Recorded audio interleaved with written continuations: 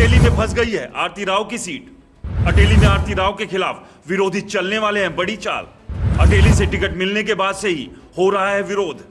मौजूदा विधायक और पूर्व डिप्टी स्पीकर करने वाले हैं बड़ा खेल।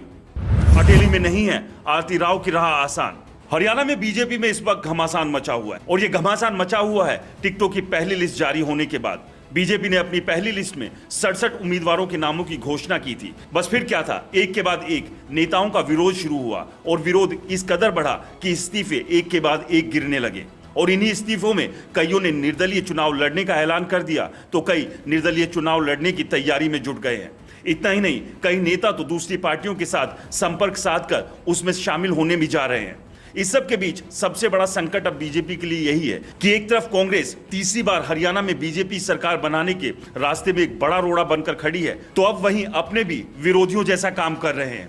इस सब के बीच बीजेपी ने अटेली से आरती राव की टिकट फाइनल कर दी है, लेकिन आरती राव की टिकट फाइनल होने के बाद अब यहां पर भी विरोध लगातार हो रहा है। एक के बाद एक नेता बाहरी होने का मुद्दा उठा रहे हैं। ऐसे में अब सवाल ये उठ रहा है कि आरती राव के लिए अटेली जीतना आसान होगा या उनकी राह में मुश्किलें और ज्यादा बढ़ने वाली है। आपको बता दें, अटेली से मौजूदा विधायक सीताराम, पूर्व डिप्टी स्पीकर संतोष यादव, जसवंत सिंह बल्लू, नरेश यादव, सुनील यादव, कुलदीप यादव सहित आधा दर्जन से अधिक नेताओं ने आरती राव को टिकट मिलने से अपनी नाराजगी बताई है।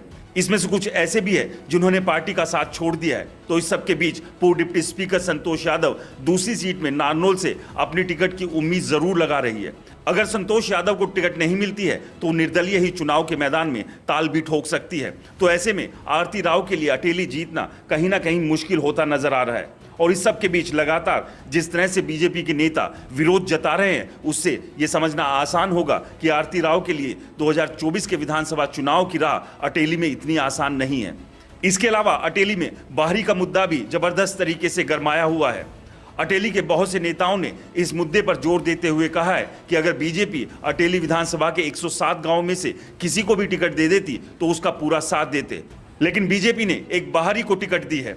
तो ऐसे में अब देखना यह होगा कि अटेली में आरती राव की राह कितनी आसान रहने वाली है और कितनी मुश्किलें उनके रास्ते में आने वाली है। आपको क्या लगता है, हमें कमेंट्स कर जरूर बताएं। रिपोर्टर जी चैनल को सब्सक्राइब नहीं किया है तो चैनल को सब्सक्राइब करना ना भूलें।